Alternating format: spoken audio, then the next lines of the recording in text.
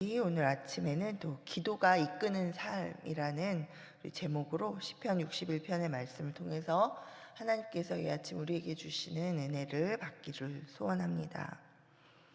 오늘 본문의 표제어는 이 시가 다윗의 시라고 알려주고 있지만 이 시의 배경이 되고 있는 상황이나 또는 사건에 대해선 알려주고 있지 않습니다.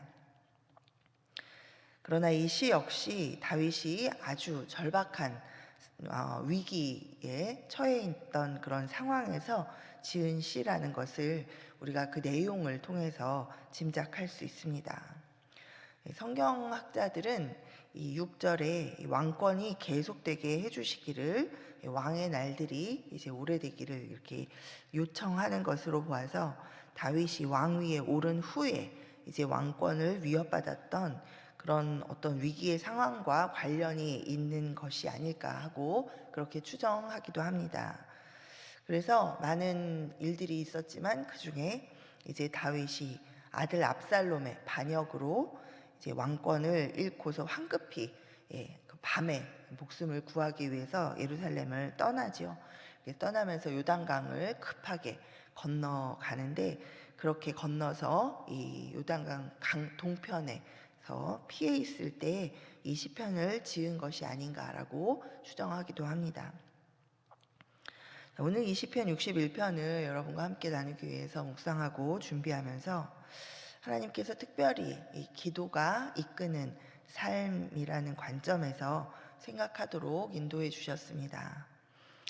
여러분 우리의 삶을 지금 무엇이 이끌어가고 있습니까? 이 다윗의 삶은 기도가 이끄는 삶이었습니다. 평안할 때에도 또 긴박한 위기 속에서도 다윗은 늘 하나님을 부르며 기도했습니다. 주의 이름을 부르며 기도를 시작하는 것은 다윗이었지만 다윗은 그 기도하는 가운데 그 기도의 이끌림을 받고 있었다라는 것을 우리가 많은 그 다윗의 기도들을 보면서 생각해 볼 수 있습니다. 첫 번째로 우리 기도는 무너진 마음이 다시 세워지도록 이끌어 줍니다. 우리 1절, 2절 우리 함께 다시 한번 보도록 하겠습니다. 1절과 2절입니다. 우리 함께 읽어보겠습니다. 시작. 하나님이여 나의 부르짖음을 들으시며 내 기도에 유의하소서. 내 마음이 약해질 때에 땅끝에서부터 주께 부르짖으오리니 나보다 높은 바위에 나를 인도하소서. 다윗은 간절하게 하나님을 부르며 부르짖어 호소하고 있습니다. 하나님이여, 내가 죽음의 위협 속에서 긴급한 위기 속에서 하나님을 향하여 크게 울부짖는 이 소리를 들어주십시오. 또 엎드려 간절히 구하는 이 내 기도 소리를 귀담아 들어주시고 응답해 주십시오 라는 이 모든 간구가 이 기도의 표현 가운데 들어 있습니다. 2절에 특별히 내 마음이 약해질 때 땅끝에서부터 주께 부르짖는다라는 이 표현에서 이 마음이 약해졌다라는 것은 실신할 정도로 거의 기절할 지경으로 이 마음이 상하고 쇠해져 있는 상태를 말합니다. 이 다윗의 마음이 무너져 있다라는 것과 또 그리고 이렇게 마치 땅끝에 서 있는 것과 같이 느끼고 있다라는 것, 우리가 이 간절한 이 다윗의 부르짖어 기도하는 그 말을 들으면서 우리가 그 상황은 자세하게 알 수 없지만 정말 이 다윗이 마음이 무너져 있구나, 그리고 그 마음이 무너져서 정말 이 벼랑 끝에, 땅 끝에, 정말 벼랑 끝에 섰을 때도 더 이상 갈 곳이 없는 거죠. 또 땅 끝에도 더 이상 내가 물러날 수 있는 곳이 없는 그 지경에 아주 외진 그 곳까지 코너에 몰려서 정말 어떻게 할 바를 알지 못해서 그렇게 하나님을 부르고 있구나라는 것을 우리가 느낄 수 있습니다. 우리 잠언 17장 22절에 보면 마음의 즐거움은 양약이라도 심령의 근심은 뼈를 마르게 하느니라 라고 했습니다. 또 잠언 18장 14절에 보면 사람의 심령은 그의 병을 능히 이기려니와 심령이 상하면 그것을 누가 일으키겠느냐라고도 이 잠언 기자가 이야기하고 있습니다. 아마 여러분 가운데에서도 많은 분들이 경험해 보셨을 것입니다. 우리가 아무리 힘든 일이 있어도 또 아무리 큰 어려움을 당해도 이 마음이 무너지지 않고 있으면 우리가 힘을 낼 수 있고 또 그것을 감당해 나갈 수 있습니다. 그러나 이 마음이 무너지면 그러면 정말 스스로 그 무너진 마음을 추스리고 일어나기가 너무나도 어렵습니다. 자, 왜 마음이 무너질까? 우리가 한번 어느 정도 어떤 일에 우리의 마음이 무너질까 생각해 보면 사실은 믿을 만하지 못한 세상의 것들인데 우리가 어느새 그것들을 믿고 또 의지하고 기대하다가 그 믿던 것이 이렇게 산산조각이 깨어지면 없어지면 믿을 만하지 않다는 것이 너무나 분명하게 우리의 가슴을 치면 우리가 무너지게 되죠. 여러 가지 예가 있습니다. 우리가 돈을 예금 통장에 있는 그 돈을 나도 모르게 믿고 의지하는 마음으로 그렇게 기대어서 살다가 그렇게 생각은 하고 있지 않지만 내 중심이 이미 그렇게 하나님보다도 돈을 이렇게 의지하고 있다면 그 돈이 하루아침에 이렇게 없어질 경우에 정말 마음이 무너져 버리게 되겠죠. 또 가장 친한 친구라고 생각하고 있던 사람, 그렇게 좋지만 좋았다가 그 좋은 감정이 점점 더 마음에 중심이 기울어져서 의지하고 또 믿고 그렇게 그 사람을 기대하던 마음이 있다가 어느새 그 사람으로부터 이 실망과 배신을 경험하게 되면 우리의 마음이 한순간에 무너집니다. 그 사람 한 사람에 대한 마음만 무너지는 게 아니라 사람 자체에 대한 인간에 대한 마음이 확 무너지면서 그 무너진 마음이 다시 추스려지기가 참 어렵습니다.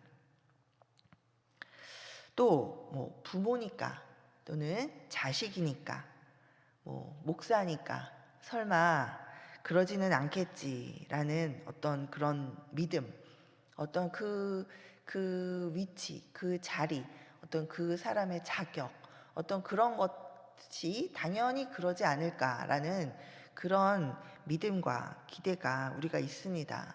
그러나 그 기대가, 그 믿음이 또 산산조각 이렇게 깨어질 때, 그때 또 우리의 마음이 확 무너집니다. 자, 우리의 마음이 심히 무너졌을 때 우리는 무기력해져서 아무것도 할 수 없게 되는 그런 지경에도 이르릅니다.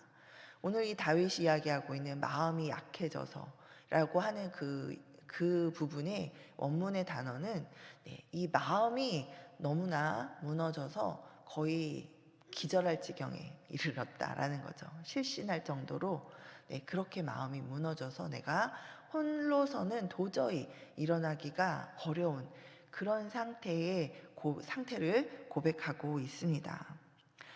자, 우리가 이렇게 마음이 때때로 무너질 때 있습니다. 우리 이렇게 마음이 무너질 때, 그때 그래서 아무것도 정말 할 수 없을 것 같을 때, 내 힘으로는 나를 어떻게 내 이 무너진 마음을 일으켜 세울 수 없을 것 같을 때, 그럴 때 우리 이 시편 61편에 다윗을 기억하면서 우리 주의 이름을 부르며 기도하게 되기를 바랍니다. 우리 주의 이름을 부르며 기도하기를 시작하면 그러면 기도가 우리를 이끌어가는 것을, 이 기도 가운데 성령께서 친히 우리를 인도해 가시는 것을 우리가 경험해 갈 줄 믿습니다. 아멘. 자, 다윗은 기도 중에 이렇게 자기도 모르게 이야기하고 있습니다. 자기가 홀로 할 수 없으니 자신을 자기 힘으로 오를 수 없는 저 높은 바위 위로 인도해 주시기를 간구합니다. 자, 우리 이런 간구가 우리가 생각해서 하는 것 같지만 이미 이런 마음의 간구가 나를 어떻게 해주십시오라고 그 하나님 앞에 구체적으로 하나님을 기억하게 하는 그러한 일들이 기도 가운데 일어납니다. 그것은 이제 기도는 내가 했지만 그 기도가 이제 어느새 내 마음을 추스려 이끌어 가고 있는 것을 우리에게 보여주고 있습니다. 자, 높은 바위는 대적의 힘이 미치지 못하는 그런 곳을 의미하기도 하지만 다윗은 종종 이 하나님을 반석, 피할 바위, 높은 그런 바위라고 이렇게 고백을 했었습니다. 자, 성령께서는 이 마음이 무너져 있는 다윗을 기도 가운데 영원히 안전한 하나님께로 그 마음이 향하도록 인도하고 계십니다. 그리고 또 이어서 상하고 무너진 마음이 온전히 회복되어지고 소생할 수 있는 그런 온전한 피난처요 견고한 망대이신 하나님의 임재 안에 거하도록 이끌어가고 계십니다. 우리 3절과 4절 함께 읽어보겠습니다. 3절 4절입니다. 시작. 주는 나의 피난처시오 원수를 피하는 견고한 망대이심이니이다. 내가 영원히 주의 장막에 머물며 내가 주의 날개 아래로 피하리이다. 아멘. 자, 기도가 지금 마음이 무너져 있는 다윗을 깊은 좌절과 이 낙담의 수렁에서 이끌어내고 있습니다. 자, 두 번째로 기도는 다시 소망을 품고 앞을 바라보도록 그렇게 이끌어줍니다. 자, 5절과 6절 우리 함께 보겠습니다. 5절 6절입니다. 시작. 주 하나님이여 주께서 나의 서원을 들으시고 주의 이름을 경외하는 자가 얻을 기업을 내게 주셨나이다. 주께서 왕에게 장수하게 하사 그의 나이가 여러 대에 미치게 하시리이다. 아멘. 자, 기도는 다윗으로 하여금 이 간구를 들으시고 응답하시는 하나님을 기억하게 합니다. 자, 여기서 주께서 나의 서원을 들으시고 라고 이야기했는데 구체적으로 어떤 서원이었는지 우리가 알 수는 없습니다. 그러나 이 서원이라는 것의 의미는 약속의 의미를 이야기하죠. 하나님은 약속을 반드시 들으시는, 그리고 듣고 이루시는 하나님, 또 하나님의 약속을 반드시 이루시는 하나님입니다. 또 내가 하나님과 한 약속을 기억하면서 그 하나님을 신뢰하며 또 나도 그 하나님과의 관계 가운데 반드시 하나님 날 붙드시고 계시다라는 것을 지금 기억하고 있는 것입니다. 자, 주를 경외하는 자를 축복하시는 하나님, 그리고 약속하시는 바를 반드시 이루시는 신실하신 하나님을 기억하게 지금 기도가 다윗을 이끌어가고 있습니다. 자, 그래서 오직 하나님 안에서 잃었던 소망을 하나님 안에서 회복하도록 그렇게 이끌어 줍니다. 자, 사무엘하 7장 16절에 보면 내 집과 내 나라가 내 앞에서 영원히 보존되고 내 왕위가 영원히 견고하리라 라고 하나님께서는 다윗에게 약속하셨었습니다.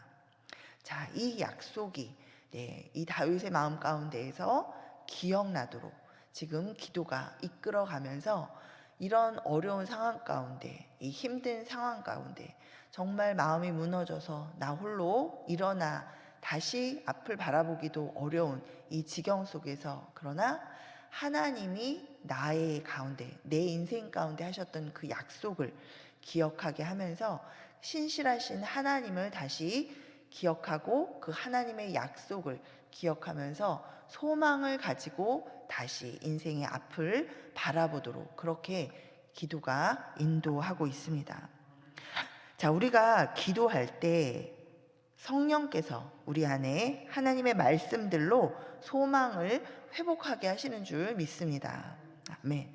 자, 우리 마태복음 28장 20절에 볼지어다 내가 세상 끝날까지 너희와 항상 함께 있으리라 라는 약속을 통해서 우리가 어떤 상황 가운데 정말 외롭고 아무도 나를 알아주는 것 같지 않고 오히려 나를 향해 공격하는 것 같고 나만 홀로 외딴 곳에 정말 땅 끝에 나만 홀로 서 있는 것 같은 그런 상황 가운데에서 하나님께서 이 말씀을 우리 가운데 떠올려 주시면서 내가 결코 혼자가 아니라는 것을 기억하게 하시고 힘을 내도록 그렇게 나를 이끌어 주십니다.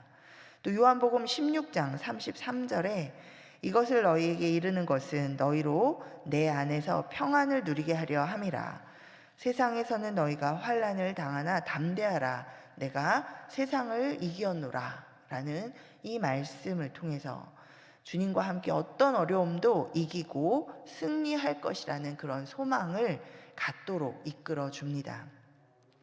또 로마서 8장, 우리 8장에 보면 자, 하나님이 우리를 위하시면 누가 우리를 대적하리요?